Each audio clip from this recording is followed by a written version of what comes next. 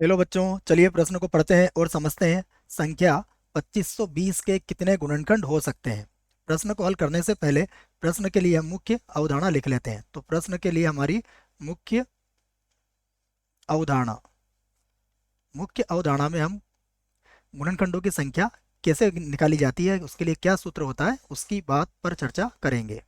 ठीक है बच्चों, तो देखो, मैं यहाँ पर जो बात आपको समझाना जा रहा हूँ उसको हम ध्यान से देखेंगे।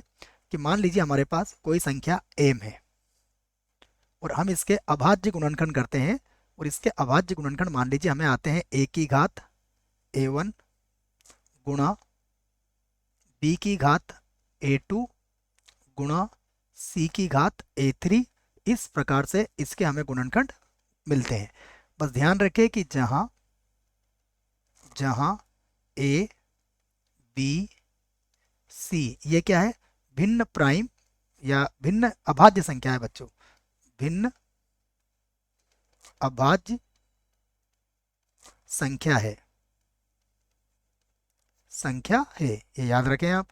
तो इस स्थिति में हम ये कह सकते हैं कि एम के गुणनखंडों की संख्या एम के गुणनखंडों की संख्या तो एम के गुणनखंडों की जो संख्या होगी वो होगी A1 plus 1 A2 plus 1 A3 plus 1 और इसी प्रकार आगे भी होगी बच्चों। तो यह सूत्र है हमारा कि कोई भी संख्या अगर हमें दी गई है तो उसमें कितने गुणनखंड हो सकते हैं, यह उसके लिए हमारे पास सूत्र है। अब चलिए सबसे पहले जो हमें दी गई संख्या है हम उसे लिख लेते हैं। तो हमारे पास जो संख्या है वो क्या है, देखिए संख्या हमें संख्या दी गई है 2520 और हमें सबसे पहले इसके गुणनखंड करना पड़ेंगे। तो हम इसके गुणनखंड कर लेते हैं। देखो ये हो गया 2520 और हम इसके यहाँ पर गुणनखंड कर लेते हैं। देखो गुणनखंड हमने पहले कर रखे हैं।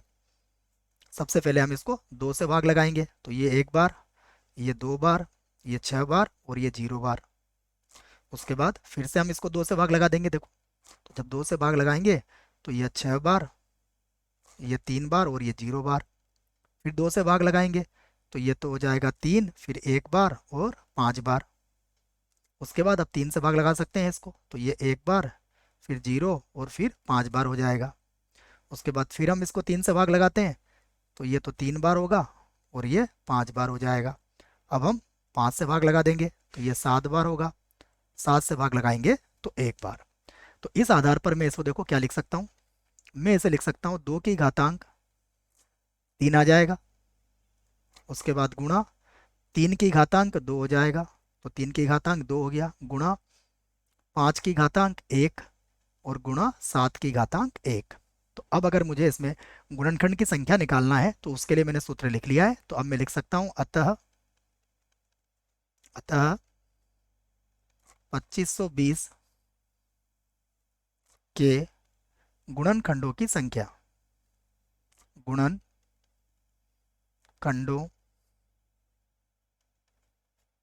की संख्या देखिए क्या होगी। इसके गुणनखंडों की संख्या के लिए जो हमने मुख्य अवधारणा में सूत्र लिखा है बच्चों, उसी का प्रयोग हम यहाँ पर करेंगे। तो देखिए यहाँ पे घातांक 3 है तो ये होगा 3 प्लस 1। उसके बाद 2 है तो ये होगा 2 प्लस 1। उसके बाद 1 है तो 1 प्लस 1। उसके बाद 1 है तो 1 प्लस 1। तो इसको हल करेंगे तो ये तो होगा 4, ये होगा 3, ये हो जाएगा 2 और ये हो जाएगा 2। तो गुणा कर लीजिए आप 12 और 12 को 4 से गुणा करोगे तो ये 48 हमारा उत्तर आ जाएगा।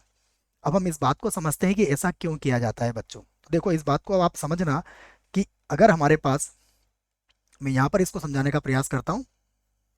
देखिए ऐसा हम क्यों कर रहे हैं। देखिए यहाँ पर 2 की घातांक 3 है। यदि 2 की घातांक 3 है तो गुणनखंड के रूप में क्या क्या हो सकता है। देखो 2 की घात 3 में गुणनखंड में हो सकता है 2 की घातांक 0 आ जाए, मतलब एक हो उसका गुणनखंड और एक गुणनखंड एक सभी का गुणनखंड होता है। हो सकता है इसका 2 भी गुणनखंड हो सकता है, 2 की घातांक 2 भी इसका गुणनखंड हो, 2 की घात 3 भी इसका गुणनखंड हो सकता है, क्योंकि इन सबसे इसमें भाग दे सकते हो आप। तो ये अब संभावना देखिएगा आप, घातांक 3 थी, संभावना कितनी बनी 1 2 3 4। इसी प्रकार देखिए यदि आप 3 की घातांक 3 की घातांक 2 से समझोगे तो 3 की घातांक 0, 3 की घातांक 1, 3 की घातांक 2, इसके अंदर भी घातांक 2 है और स्थिति 1 हमारी ज़्यादा बन रही है। तो वही बात है बच्चों कि यहाँ पर 3+1, 2+1, 1+1 और 1+1 आया है। आशा करता हूँ आपको इस प्रश्न का उत्तर समझ में आया होगा। धन्यवाद।